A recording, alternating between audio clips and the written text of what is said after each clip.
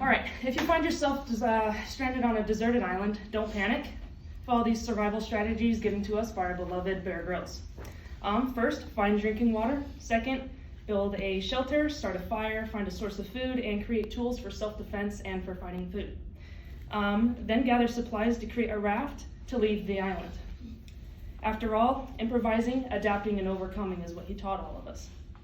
But as animals don't have opposable thumbs, they can't make fires, they can't make tools, and they definitely can't make rafts to leave said deserted island.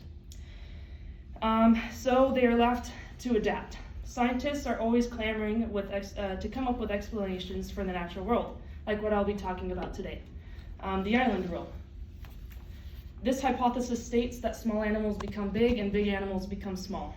Though there are ongoing arguments as to why this phenomenon happens, a group of researchers headed by Jolee Benson came up with 4 supported hypotheses on the island rule. They are shown in detail on your handout, the part that I told you that is first. At home, I love to watch videos and I love to read about how animals have evolved back in the day and how it led up to how they are in the modern day. So as I get to talk about my personal interest, I'll be giving 3 examples of the application of the island rule to different islands at different time periods. In the present, we have Madagascar. In the Cretaceous, we have Hotsig, and in the recent past of New Zealand.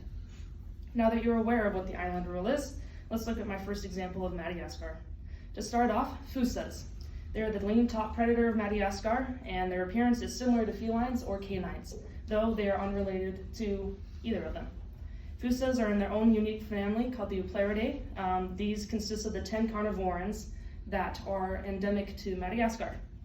Until recently, they were believed to be in the family of mongoose and civets, but researchers like Michael C. Taylor of Northern Illinois University, they suspect that their most common ancestor was an African herpestid, which is a fossil carnivore that came across the sea on a raft of foliage.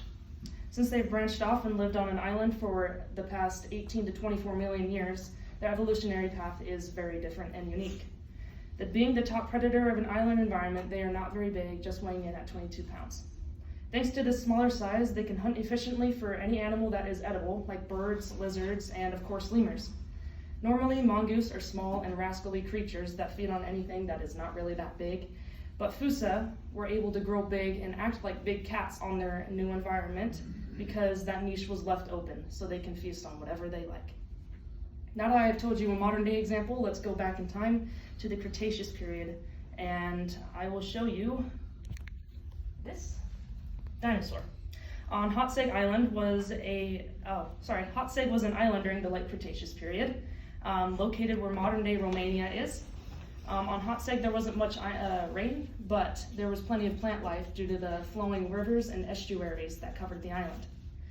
Until I had watched a video by Mothlight Media on dinosaur dwarfism, I had never considered it to even be a thing. I had always assumed dinosaurs to be either big or small depending on their species, but boy was I wrong.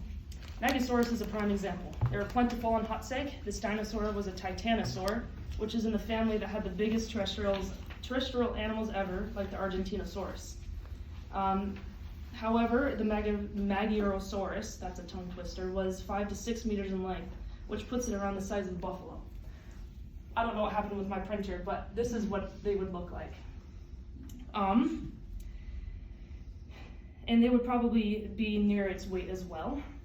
Michael J. Benton and his colleagues across the globe argued that they achieve such a small size by paedomorphosis, which is keeping juvenile traits into adulthood.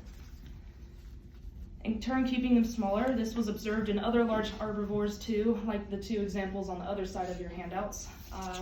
As I mentioned before, there was plentiful vegetation for these herbivores to munch on, but due to the restriction of residing on an island, there wasn't the amount of vegetation able to support gigantism.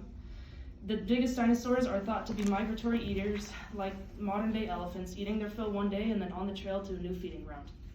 But as unfortunate as it is, we can no longer see these massive animals, though it would probably make me crap my pants if I did see them. Haas eagle is a species of eagle from New Zealand, and it just so happens to be the biggest eagle ever. And now extinct, they died out around 1400, the same time as their main prey, the moas, died out. The largest living eagle of today, the harpy eagle, has a wingspan of 5.9 feet to 9 feet in length. Since the house eagle is the biggest eagle ever, you'd think that their wingspan was absolutely massive, probably double the harpies, but no, they had a short and thick wingspan of 10 feet, which is there to there, which is absolutely massive and terrifying. These shorter wings would allow them for powerful flight, and that they could hunt in forest and scrublands, and they would sit on a perch and dive down to kill anything that they wanted, like the 12 feet tall, 510-pound moa, and it is suspected that they would knock over this prey and then just tear until they had a meal. Typically, eagles today don't kill anything that they can't get off the ground fast and carry, but house eagle didn't have this problem because there were no other land predators. Since the house eagle had been perfectly adapted to its environment and available prey, becoming the perfect apex predator for its ecosystem, it had no other competition, therefore leaving it at its apex predator position.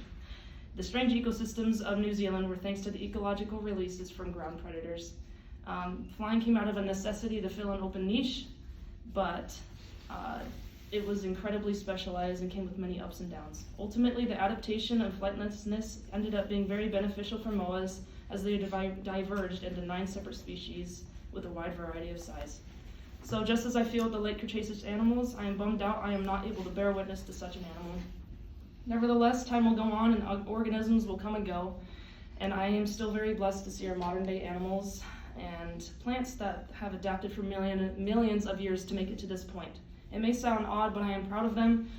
There have been many trials along the ways, like extinction events large and small, humans, disease, and the rise of falls of seas. They came all this way through other adaptations and through the environments they inhabited. The island rule is just one of the many laws, theories, and hypotheses that the scientists have come up to explain our planet. I hope you were able to learn something today about a topic I love, and to gain an interest in our populations like Madagascar, Hot Seg, and New Zealand, along with the other countless ecosystems that span our globe. Thank you.